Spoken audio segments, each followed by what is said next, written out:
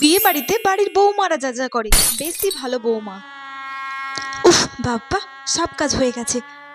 যাই, হাতে একটু মেহেন্দি পরে আসি। হ্যাঁ,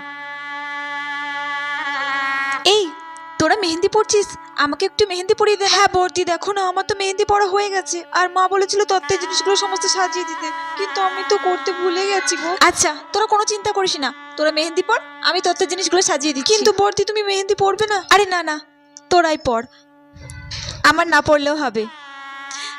আচ্ছা বৌদি শোনো না। হ্যাঁ বল। বিয়েতে তো একটা বাস যাচ্ছে আর একটা কার যাচ্ছে, মা তোমাকে বলেছে বাসে করে যেতে, তোমাকে কারে করে প্লিজ। আমি কারে করে যাব। আচ্ছা ঠিক আছে, আমি বাসে করে যাব, তুই কারে করে যাস। থ্যাংক ইউ বৌদি। মা, এ বাবা, মা তো ঘুমিয়ে পড়েছে। ঘুমোবে না, সারাদিন যা খাটাখাটনি করে।